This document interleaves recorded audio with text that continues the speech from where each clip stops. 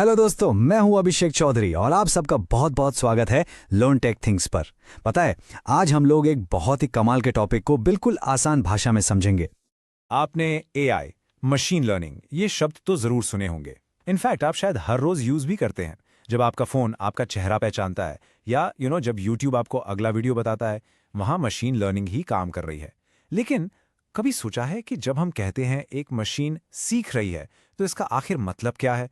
पर्दे के पीछे ये होता कैसे है? पता है, ज्यादातर लोगों को ना ये एक जादू जैसा लगता है कि मशीन बस अपने आप इंटेलिजेंट हो जाती है। लेकिन सच्चाई तो इससे कहीं ज्यादा इंटरेस्टिंग है। ये कोई मैजिक नहीं है, बल्कि बिल्कुल फिजिक्स या केमिस्ट्री की तरह एकदम लॉजिकल प्रोसेस है। एक ऐसा प्रोसेस जिसके अपने रूल्स हैं, अपने स्टेप्स हैं और जिसे कोई भी समझ सकता है। हाँ, आप भी। ओके, तो अगर हम इस पूरे कॉम्प्लेक्स आइडिया को बस एक लाइन में समझे ना, तो एक मशीन के लिए लर्निंग का मतलब सिर्फ और सिर्फ एक चीज है, अपनी गलतियों को सिस्टमैटिकली कम करते जाना। बस दैट्स इट। ये सबसे सबसे जरूरी पॉइंट है जो आपको इस पूरे एक्सप्लेनर में याद रखना है, क्योंकि हर एडवांस से एडवांस्ड एआई, चाहे वो कितनी भी कॉम्प्लिकेटेड क्यों ना हो, इसी सिंपल से प्रिंसिपल पर काम करती है, गलतियों को बार बार कम करते जाना। तो चलिए आज हम इस पूरे लर्निंग प्रोसेस को इन 5 सिंपल स्टेप्स में तोड़कर समझेंगे। सबसे पहले हम देखेंगे कि लर्निंग का असली मतलब क्या है, फिर देखेंगे कि नेटवर्क अपना पहला गैस कैसे लगाता है, अपनी गलती को कैसे नापता है, उससे सीखता कैसे है, और आखिर में ये सब कुछ एक साथ कैसे काम करता है। तो आइए शुरू करते हैं द बिग पिक्चर से। आखिर लर्निंग का आम भाषा में असली मतलब क्या है? तो देखिए, सबसे जरूरी बात, एक न्यूरल नेटवर्क ना वो इंसानों की तरह नहीं सोचता। उसके पास कोई फीलिंग्स या इंट्यूशन जैसी चीज नहीं है।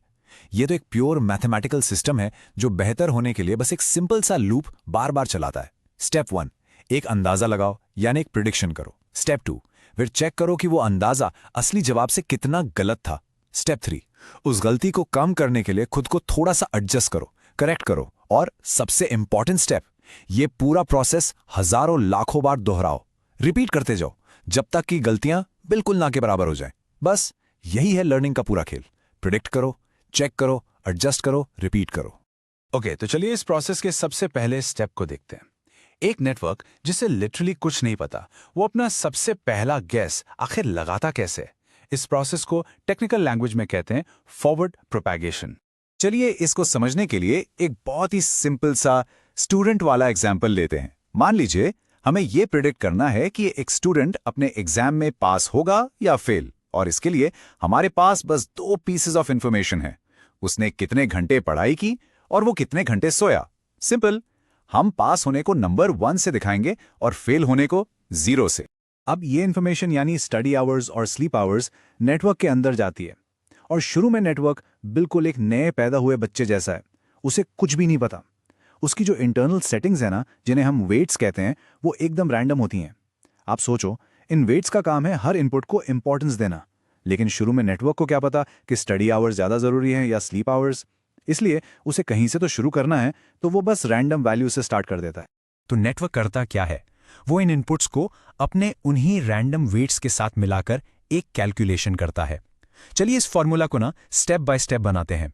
सबसे पहले वो पहला इनपुट लेगा, यानी स्टडी आवर्स, और उसे पहले वेट से मल्टीप्लाई कर देगा। सिंपल। ये इसका तरीका है पहले इनपुट को थोड़ी इंपॉर्टेंस देने का। फिर वो बिल्कुल यही चीज दूसरे इनपुट के साथ करेगा, यानी स्लीप आवर्स के साथ। उसको दूसरे वेट से मल्टीप्लाई करेगा और पहले वाले रिजल्ट में ऐड कर देगा। तो अब उसने दोनों इनपुट्स को उनकी अपनी रैंडम इंपॉर्टेंस के हिसाब से कंबाइन कर लिया है। और आखिर में वो इसमें एक और स्पेशल नंबर ऐड करता है, जिसे बायस कहते हैं। अब ये बायस क्या है, इसको आप एक स्टार्टिंग पॉइंट या एक बेसलाइन की तरह समझ सकते हैं। ये नेटवर्क को थोड़ा फ्लेक्सिबल बनाता है ताकि वो हर तरह के डेटा को आसानी से समझ सके। ये सब मिलाकर नेटवर्क का फाइनल गेस बनता है। और ये जो पूरा प्रोसेस है ना, डेटा का इनपुट से शुरू होकर नेटवर्क में आगे की तरफ बढ़ना और एक आउटपुट या प्रेडिक्शन बनाना, इस पूरे प्रोसेस को कहते हैं फॉरवर्ड प्रोपगेशन। तो ठीक है, नेटवर्क ने अपना गैस तो लगा लिया, लेकिन अब उसे यह कैसे पता चलेगा कि उसका गैस सही था या गलत? और अगर गलत था तो कितना गलत था? क्योंकि जब तक गलती का पता नहीं चलेगा तो वो उसे सुधार कैसे सकता है, राइट? तो नेटवर्क अपनी गलती को नापता कैसा है? ये बहुत ही सिंपल है। वो अपने प्रेडिक्शन को असली करेक्ट आंसर से कंपेयर करता है। यहां देखिए, मान लीजिए असली आंसर था 1, क्योंकि स्टूडेंट सच में पास हुआ था, लेकिन हमारे नेटवर्क ने प्रेडिक्ट किया 0.6। तो साफ दिख रहा है कि इन दोनों के बीच 0.4 का डिफरेंस है। यही 0.4 का एरर या गलती है, और ये छोटा सा नंबर यही लर्निंग की चाबी है।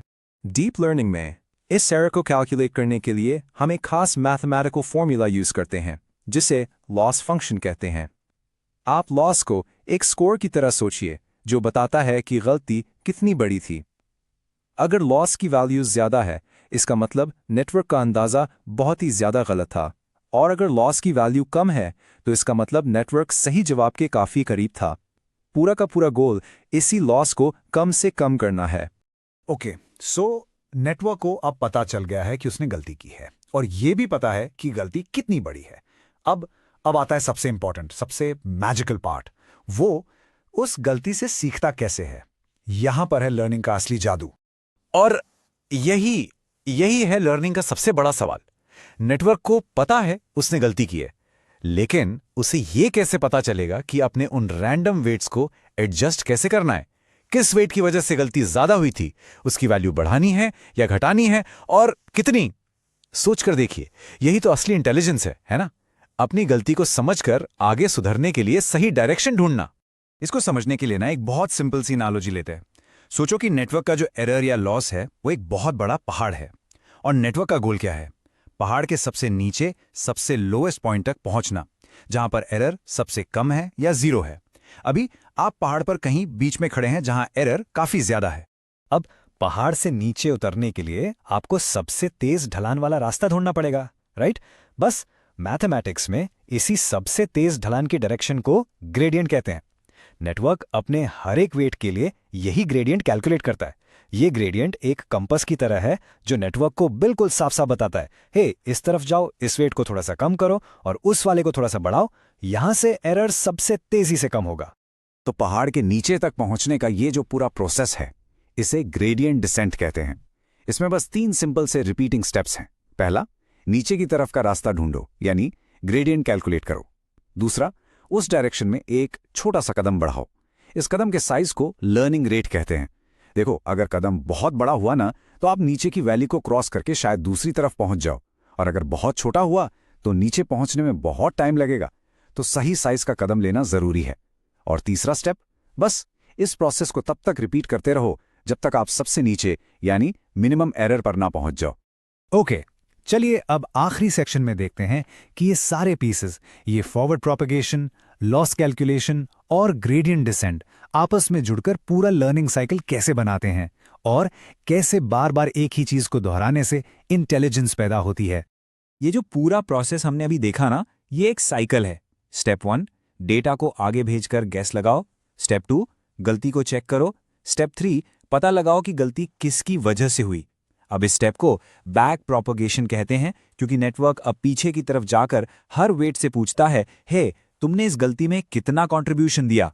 स्टेप 4, उस फीडबैक के हिसाब से ग्रेडियंट डिसेंट का यूज करके वेट्स को सुधारो।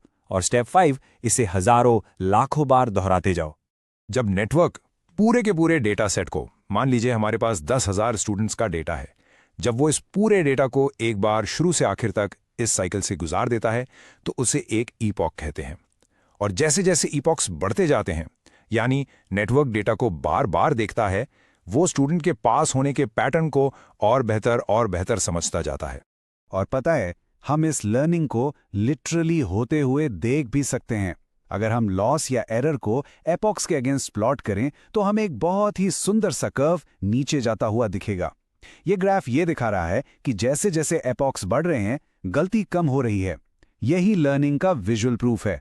देखिए इस स्लाइड पर, पहले एपॉक में लॉस कितना ज्यादा था? 0.8। फिर 500 एपॉक्स के बाद ये 0.3 पर आ गया, और 1000 एपॉक्स के बाद तो ये लगभग 0 हो गया। अमेजिंग है ना? अब एक चीज समझना बहुत बहुत जरूरी है कि एक न्यूरल नेटवर्क क्या नहीं कर रहा है। देखिए, वो सोच नहीं रहा है, वो स्टडी आवर्स का मतलब नहीं समझ रहा कि इसका अर्थ पढ़ाई से है, और ना ही वो कोई रीजनिंग यूज कर रहा है कि अच्छा ज्यादा पढ़ने से स्टूडेंट्स पास होते हैं। नहीं, उसके लिए ये सब सिर्फ नंबर्स हैं, जिनके बीच वो बस मैथमेटिकल पैटर्न्स ढूंढ रहा है। ये बस एक बहुत बहुत ही पावरफुल कैलकुलेटर है जो सिर्फ नंबर्स को एडजस्ट कर रहा है। ये समझता नहीं है, सोचता नहीं है, फील नहीं करता है। ये बस मल्टीप्लाई करता है, ऐड करता है, एरर निकालता है और नंबर्स को एडजस्ट करता है। लेकिन जब यही सिंपल काम लाखों करोड़ों बार एक साथ लाइट की स्पीड से होता है तो जो रिजल्ट निकल कर आता है ना, वो हमें इंटेलिजेंट लगता है। तो आइए पूरे प्रोसेस को एक बार जल्दी से समराइज कर लेते हैं। एक आर्टिफिशियल न्यूरल नेटवर्क कैसे सीखता है? नंबर 1, वो फॉरवर्ड प्रोपगेशन से एक गेस लगाता है। नंबर 2, वो लॉस फंक्शन से अपनी गलती को कैलकुलेट करता है। नंबर 3, वो बैक प्रोपगेशन से पता लगाता है कि किन वेट्स की वजह से गलती हुई। नंबर 4, वो ग्रेडियंट डिसेंट से उन वेट्स को अपडेट करता है। और नंबर 5, वो इस प्रोसेस को हजारों बार दोहराता है। एकदम आसान भाषा में कहें तो learning is equal to minimising loss. सोचिए, गलतियों को सुधारने का ये सिंपल सा मैथमेटिकल लूप इतना पावरफुल है कि यही टेक्निक आज फोटोज को पहचानने से लेकर कॉम्प्लेक्स मेडिकल डायग्नोसिस करने तक हर जगह यूज हो रही है। और ये हमें एक आखिरी और बहुत गहरे सवाल के साथ छोड़ जाता है कि अगर गलतियों से सीखने का एक सिंपल सा मैथमेटिकल प्रोसेस इतना कुछ अचीव कर सकता है तो ये इंटेलिजेंस की हमारी समझ के बारे में क्या कहता है।